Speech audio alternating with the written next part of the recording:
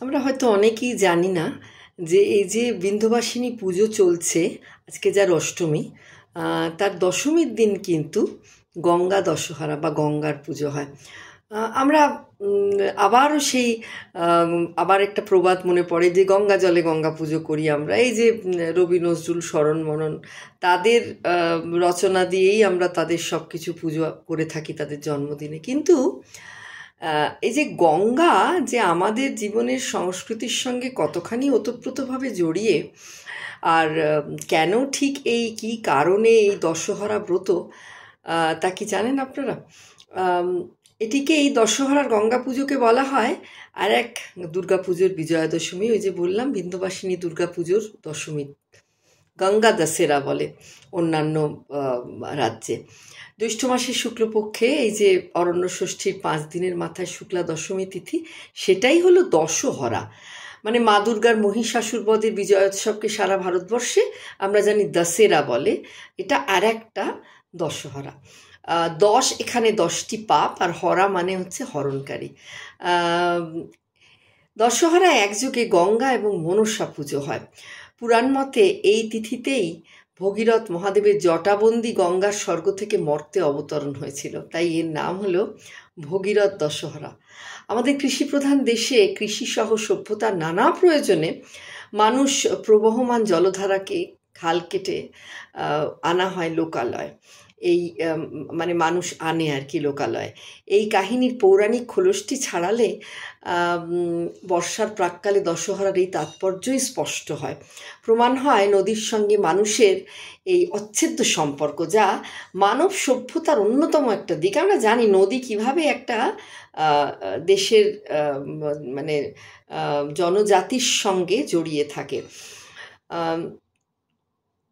আবার জানেন তো যে আমরা ছোটবেলা থেকে শুনে আসছি দশহরার দিন সাপেদের বাড়বাড়ন্তর কথা। আসলে বৃষ্টি, জল এগুলোর সঙ্গে গ্রাম বাংলায় সাপের প্রাদুর্ভাব ওতপ্রোতভাবে জড়িয়ে থাকে।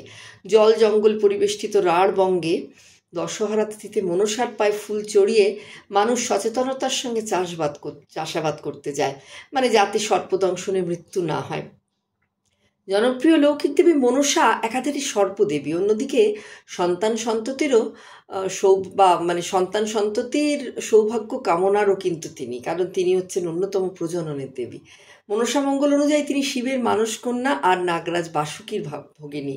বছরের নানা সময়ে বিভিন্ন স্থানে মনসা পুজোর চল হলেও জ্যৈষ্ঠ মাসের শুক্লা দশমীতে দশহরার দিন বছরের প্রথম স্নানযাত্রা শুরু হয় মা মনসার। কিন্তু বর্ষার আগেই সর্পকুলের বাড়ন্ত হয় সেদিন থেকে, আর নববর্ষার প্রাক্কালে তাই দশহরার দিনে মা মনসার পুজো করে তাকে তুষ্ট রাখা হয়।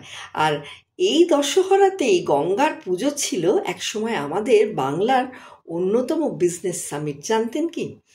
নবদ্বীপ পুরাতত্ত্ব পরিষদের সম্পাদক শান্তিরঞ্জন দেবের মতে সেন রাজাদের শাসনকালে গঙ্গা তীরবর্তী রাজধানী নবদ্বীপের গঙ্গার ঘাট সে সময়ের আর্থসামাজিক ও ধর্মীয় মেলবন্ধনের অন্যতম কেন্দ্র ছিল। তাদের পৃষ্ঠপোষকতায় দশহরা তিথিতে সাড়ম্বরে গঙ্গা পুজো হতো একসময় নবদ্বীপে, হয়তো এখনও হয়।